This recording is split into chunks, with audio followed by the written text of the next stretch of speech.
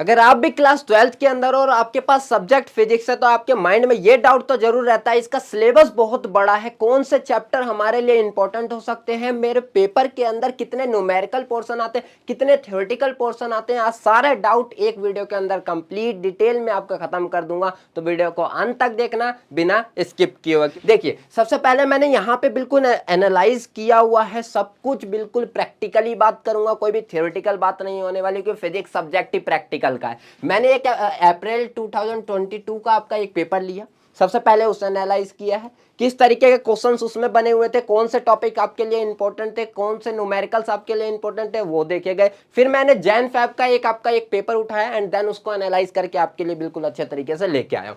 क्या देखा गया उसमें, section A B C D 4 section में आपके क्वेश्चन पेपर थे। मैंने आपके लिए 4 सेक्शन बनाए हैं। उसमें सेक्शन ए मैं एमसीक्यूज को कह रहा हूं, जो सेक्शन ए वाले उनको मैं एमसीक्यूज वाले जितने भी है उन्हें सेक्शन है। 2 मार्क्स के जो क्वेश्चन आते हैं जिसमें सब्जेक्टिव 1 वर्ड क्वेश्चन होते हैं, जिसमें आपके डेफिनेशंस आते हैं, कुछ ऐसे टॉपिक्स आ जाते हैं जो आपके कंसेप्चुअल बेस होते हैं, कुछ ऐसे डिफरेंशिएट बिटवीन भी आ जाते हैं, तो 2 मार्क्स के क्वेश्चंस आपके इसके अंदर आए। सेक्शन सी में जैसे ही आप पहुंचे इसके अंदर आंसर बेस्ड, मैंने कहा जैसे आपका एज अ डिवाइस एक उठा लिया मैंने रेक्टिफायर। अब रेक्टिफायर डिवाइस में पूरा उस रेक्टिफायर के ऊपर ही कि उस रेक्टिफायर में क्या होता है क्या नहीं होता, उसके डेरिवेशन उसके फॉर्मूले सब कुछ A to Z पार्ट एक ही क्वेश्चन के अंदर पूछ देता है। तो ऐसे क्वेश्चंस आपके सेक्शन सी में आते हैं जो आपके 4 मार्क्स के सारे क्वेश्चंस होते हैं। एंड सेक्शन डी जो होता है वो लॉन्ग आंसर होता है, 6 मार्क्स के क्वेश्चन होते हैं और आपके लिए इंपॉर्टेंट इसलिए कहूंगा क्योंकि ये 6 मार्क्स आपको पास करवा सकते हैं आपके पेपर के अंदर। क्या हुआ, अब ये 4 सेक्शन में हमने कंप्लीट डिटेल बात कर ली। अब यहाँ पे देखा गया एमसीक्यूज आपके 10 आते हैं, 10 क्वेश्चन एमसीक्यूज के थे, 9 क्वेश्चन आपके 2 मार्क्स के 9 क्वेश्चन थे। और इसमें आपके कौन कौन से होते हैं, ज्यादातर आपके कुछ कंसेप्चुअल बेस पे आते हैं, न्यूमेरिकल इसमें एक आध न्यूमेरिकल मिल जाएंगे, न्यूमेरिकल भी एनालाइज करूंगा, रुक जाओ अभी। एंड आंसर बेस्ड जो 4 मार्क्स के क्वेश्चन थे वो 7 मार्क्स क्वेश्चन थे। एंड जो लॉन्ग आंसर थे जिसे हम 6 मार्क्स के कहते हैं वो आपके 4 क्वेश्चन थे। टोटल मैंने देखा तो 30 क्वेश्चन आपके ऑलमोस्ट जितने भी पेपर आप देखोगे 30 क्वेश्चन आपको पेपर के अंदर दिख जाएंगे। तो इस तरीके से पूरा आपका पेपर दिखा। अब यहाँ पे आप 4 कैटेगरी में डिवाइड होते हो जो भी स्टूडेंट है। सबसे पहले कि जो आपके पासिंग मार्क्स के लिए सिर्फ पढ़ रहे हैं कि मैं चाहता हूं सिर्फ पासिंग मार्क्स तो आ ही जाए, और वो पासिंग मार्क्स मैक्सिमम जो होता है वो होता है 26, मतलब 26 आप वरना 22 तक या 21 ये वाले मार्क्स वाले भी स्टूडेंट पास हो जाते हैं, लेकिन 26 मैक्स टू मैक्स आप पासिंग मार्क्स तो लाओ कि लगे हाँ पास तो अपने आप से हुआ हूं। यहाँ पे क्या होता है पासिंग के लिए 1 मंथ प्रिपरेशन कर रहे हो, 1 महीने पहले ये वीडियो देख रहे हो और सोच रहे हो कि ऐसा कुछ पता चल जाए जिससे मैं आपको अच्छे तरीके से अपने मार्क्स को गेन कर लूँ। 90% ऊपर मार्क्स लाना चाहते हो तो आप ये जानते हो कि सिलेबस आपको पूरे अच्छे तरीके से करना पड़ेगा, हर एक क्वेश्चन हर एक टॉपिक को अच्छे तरीके से करना पड़ेगा। एंड कुछ ऐसे स्टूडेंट होते हैं जो एग्जामिनेशन से 1 से 2 दिन पहले सोचते हैं कि अब तो कुछ पढ़ ही ले। तो ऐसे स्टूडेंट में अगर आप आते हो तो भी आपके लिए ये वीडियो यूजफुल हो जाएगी, बताऊंगा मैं किस तरीके से आप प्रिपरेशन आप करो। तो यहाँ पे आप जैसे ही यहाँ पे आते हो ये आप पोर्शन को कर लेते हो तो स्टडी स्टार्ट करें, खुद ही कह रहे हैं ये सब। सेक्शन ए में आपने देखा 10 क्वेश्चंस थे, किस पे बेस आ रहे थे ये क्वेश्चंस, ये फॉर्मूले बेस। अब फॉर्मूले बेस कैसे, मैंने कह दिया आपका एज अ वेव में जैसे चले जाते हो आप तो वेव के अंदर एक आपका पार्ट डिफरेंस ऐसे कुछ फॉर्मूलेज आते हैं और वो फॉर्मूले ना ऑप्शनल होते हैं, एमसीक्यू होते हैं, तो 4 ऑप्शन तो दिए ही होते हैं, कुछ नहीं आता तो हम क्या करते हैं उसे अक्कड़ बक्कड़ करके काम चला देते हैं, तो वैसा नहीं करना होता। तो कुछ फॉर्मूले बेस क्वेश्चन आ जाते हैं, थ्योरी बेस आते हैं एंड कंसेप्चुअल बेस आते हैं। कंसेप्चुअल बेस कैसे कहा गया, जैसे मैंने कहा ये गेट है, अगर सेमीकंडक्टर चैप्टर आपने पढ़ा होगा तो सेमीकंडक्टर के अंदर आज तक हम इंडिया गेट सुनते हैं, घर का गेट सुनते हैं, लेकिन यहाँ पे आपका एंड गेट आता है, AND gate, not gate, not gate, और नैंड गेट, पता नहीं कितने सारे आपके गेट बना दिए गए ताकि आप सर्किट को जोड़ सको, मतलब वायरिंग कर सको घर के अंदर। तो हमने कहा ये नैंड गेट के बारे में बोलता है, यूनिवर्सल गेट है, तो इस गेट के बारे में हम समझते नहीं है, तो इसमें बोल दिया कि बताओ यूनिवर्सल गेट कौन से, 4 ऑप्शन दे दिए और उसमें एक नैंड गेट डाल दिया। तो कुछ ऐसे कंसेप्चुअल क्वेश्चन आपके बनते हैं इस एमसीक्यूज में। देखे गए सेक्शन बी के अंदर जो देखा गया पूरा केस स्टडी के अकॉर्डिंग, तो यहाँ पे देखा गया कुछ डेफिनेशन थे। डेफिनेशन में कौन सा, जैसे बोला गया डाइपोल मोमेंट है तो उस डाइपोल मोमेंट को डिफाइन करो, उसकी एसआई यूनिट लिखो, कहाँ से, इलेक्ट्रोस्टेट के अंदर से। तो ये चीज देखिए गया, एसआई यूनिट देख लिया गया, डिफरेंशिएट बिटवीन हीट के बीच में बोल दिया, इंटरनल एनर्जी के बीच में डिफरेंस करने बोल दिया, फ्रिक्शन के बीच में डिफरेंस करने बोल दिया। तो ऐसे कुछ क्वेश्चन इसमें बन जाते हैं। केस बेस क्वेश्चन, कुछ केस बेस क्वेश्चन हो जाते हैं, जैसे मैंने क्या कहा एक प्रिज्म है, प्रिज्म को लगाया, प्रिज्म के अंदर से मैंने व्हाइट लाइट को भेजा, तो व्हाइट लाइट प्रिज्म में से जाके विवग्योर में मतलब 7 कलर में डिवाइड हो जाती है। रेनबो तो सब जानते ही है कैसे बनता है ना। प्रिज्म में से व्हाइट लाइट गई और वो 7 कलर में डिवाइड हो गई, तो वो कहला गया रेनबो। लेकिन ये ऑर्डिनरी गैसेज में से जाती है तो ऐसा कुछ नहीं होता। क्यों? तो ऐसे कुछ रीजन बेस्ड क्वेश्चन आ जाते हैं, कुछ अंडरस्टैंडिंग नॉलेज बेस्ड क्वेश्चन आते हैं कि आपने जैसा समझा, समझ लिया, सोच लिया, उसके अकॉर्डिंग ये क्वेश्चन बना के दे देंगे। जैसे क्या कहा गया कि आप घर में बैठे हुए हो और बाहर गाड़ी चल रही है, उस गाड़ी का जो हॉर्न है उसकी आवाज आप तक पहुंचती है, लेकिन उसके गाड़ी के अंदर जो आपकी हेडलाइट्स की लाइट जल रही है वो आप तक नहीं पहुंचती। ऐसा क्यों होता है? तो ऐसा कुछ नॉलेज बेस आपके क्वेश्चंस बन जाते हैं। ठीक है, ये चीज मैंने क्वेश्चन पेपर सॉल्यूशन करवा रखा है, ऐसे ही क्वेश्चंस के सॉल्यूशन पूरे मिल जाएंगे डिस्क्रिप्शन बॉक्स के अंदर, लिंक आपका प्रोवाइडेड है। सेक्शन सी के अंदर आप आते हो तो सेक्शन सी के अंदर आपके 4 मार्क्स वाले क्वेश्चन होते हैं, ये आपके 2 मार्क्स वाले जितने भी थे 4 मार्क्स वाले पे आते हैं। ये होता है theory, derivation and numerical base. Theory भी होगी, डेरिवेशंस भी होगी। डेरिवेशंस याद रखना आपके लिए फ्री के मार्क्स होते हैं अगर डेरिवेशन आपके पेपर में आता है तो।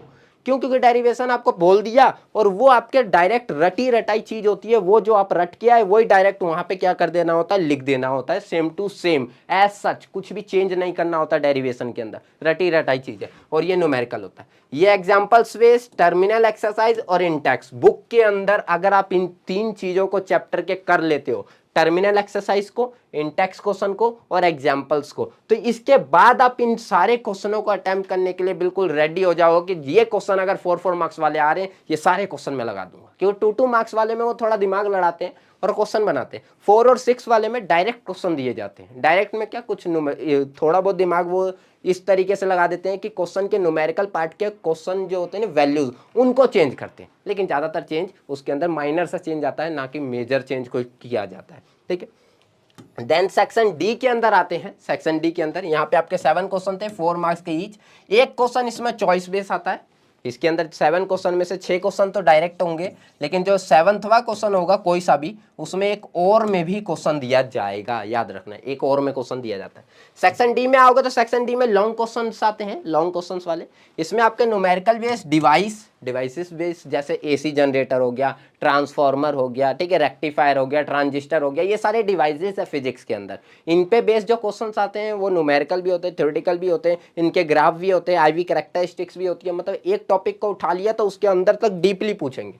जैसे पूछ लिया ट्रांजिस्टर, एक लैंग्वेज सुनो तो ट्रांजिस्टर की डिफाइन, ठीक है, ट्रांजिस्टर के पूछेंगे कि कितनी टांगे होती है। अरे भैया ट्रांजिस्टर की 3 वायरें निकलती है ना, उसको मैं एज अ टांगे यूज कर रहा हूँ। ठीक है, तो 3 वायरें निकली, एमीटर, कलेक्टर और बेस। ठीक है, अब ये बोला गया कि उसमें कौन सा फॉरवर्ड बायस होता है, कौन सा रिवर्स होता है, कितने उसमें कॉन्फ़िगरेशन होते हैं, और कॉन्फ़िगरेशन में भी कॉमन बेस का सर्किट डायग्राम बनाओ, कॉमन एमीटर का सर्किट डायग्राम बनाओ, कॉमन कलेक्टर का सर्किट डायग्राम। तो कई तरीके के ये चीज डीपली पूछा जाएगा, एक ही टॉपिक को उठा लिया जाए तो वो 4 या 6 मार्क्स में पूछा जाता है। ठीक है, ये हुआ। एंड ये and theory and numerical base. अब न्यूमेरिकल, ये तो डाउट रह गया कि न्यूमेरिकल आते कितने हैं क्वेश्चन पेपर के अंदर। तो सेक्शन बी के अंदर देखा गया तो 3 क्वेश्चन आपके न्यूमेरिकल थे, 2 मार्क्स के 3 क्वेश्चन आपके न्यूमेरिकल थे। 1 क्वेश्चन आपके थ्योरेटिकल बेस थे, जैसे आपका रदरफोर्ड के पोस्टुलेट वगैरह, अच्छाइयाँ क्या है, बुराइयाँ क्या है, सब कुछ पूछ लिया 1 मार्क्स के अंदर। एक क्वेश्चन आपका डिस्टिंग्यूज पे था, मतलब differentiate between heat and internal energy friction base पे। एक क्वेश्चन आपका एग्जाम्पल बेस पे था। एग्जाम्पल उसके अंदर जो आया हुआ था वो बोला गया था कि ट्रांसवर्स वेव और लॉन्गिट्यूडिनल वेव के एक एक एग्जाम्पल बताओ, ये बोला गया था। ठीक है, कुछ भी एग्जाम्पल बेस पूछ सकता है।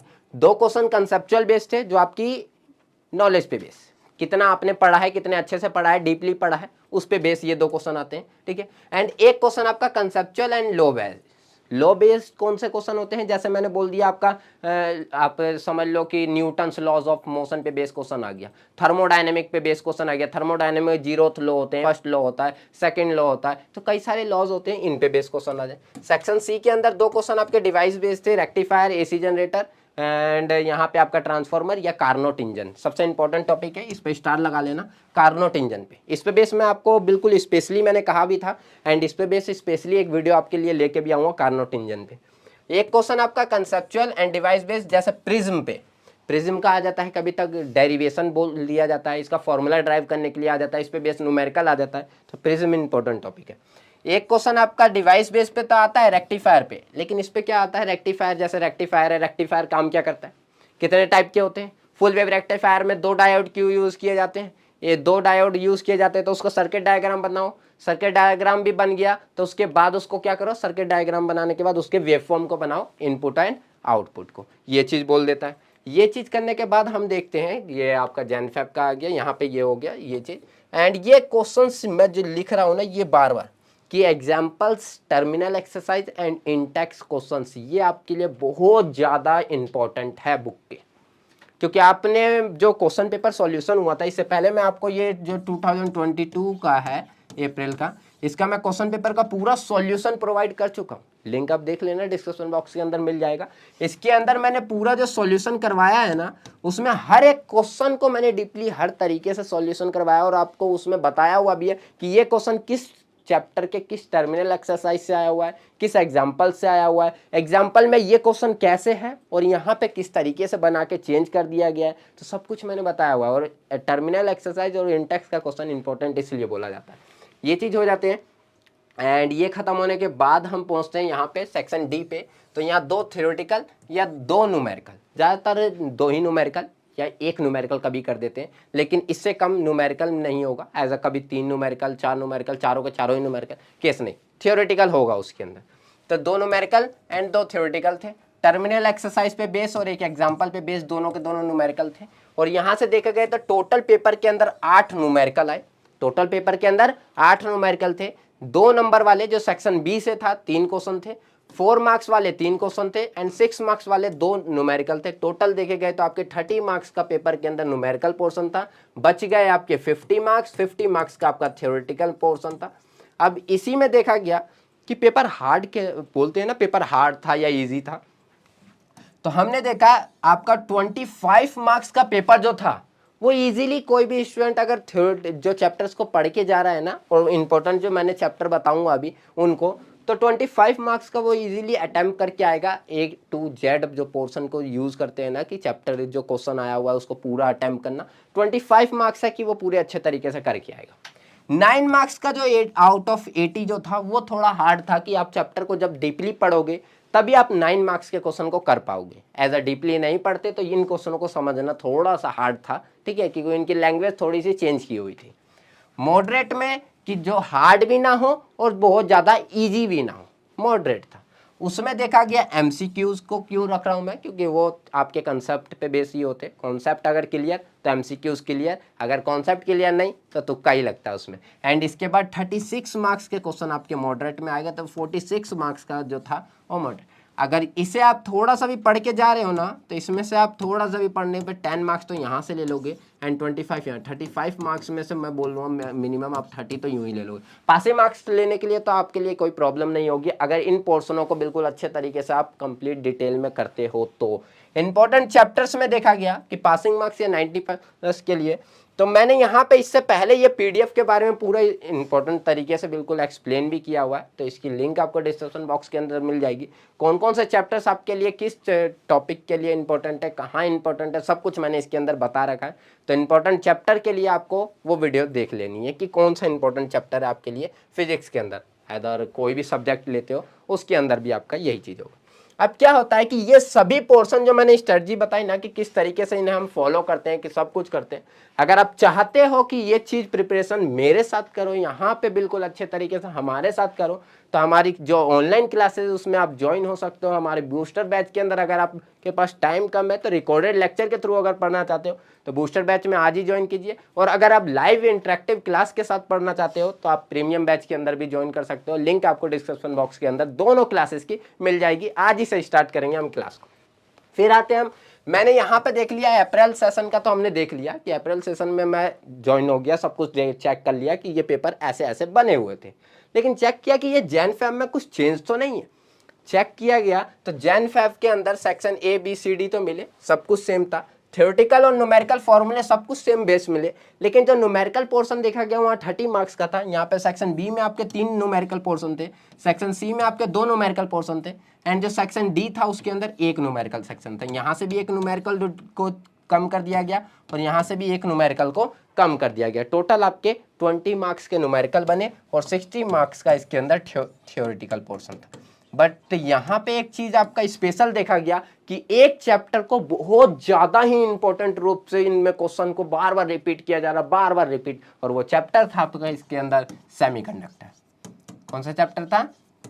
सेमीकंडक्टर। आप इस क्वेश्चन पेपर को एक बार उठाना और गिनती गिनना कि सेमीकंडक्टर के कितने क्वेश्चन आपके इस चैप्टर के क्वेश्चन पेपर के अंदर आए हुए। इस जो जैन फैब का एग्जामिनेशन वाले क्वेश्चन पेपर थे, इसके लिए बहुत ज्यादा इंपॉर्टेंट चैप्टर बना सेमीकंडक्टर। और जो इससे पहले वाला मैंने करवाया अप्रैल वाला, तो इसके अंदर जो बना वो आपके कुछ 5 से 6 चैप्टर थे, क्योंकि एक चैप्टर में से नहीं, इसमें जो क्वेश्चन बने वो 5 to 6 चैप्टर के अंदर से बने थे। वो भी आपको मैंने उस पीडीएफ के अंदर बता दिया। तो यहाँ से आपने ये भी देखा, जैन फैब का भी देख लिया, और यहाँ से क्या डिवाइस कौन कौन से रिपीट हो रहे थे?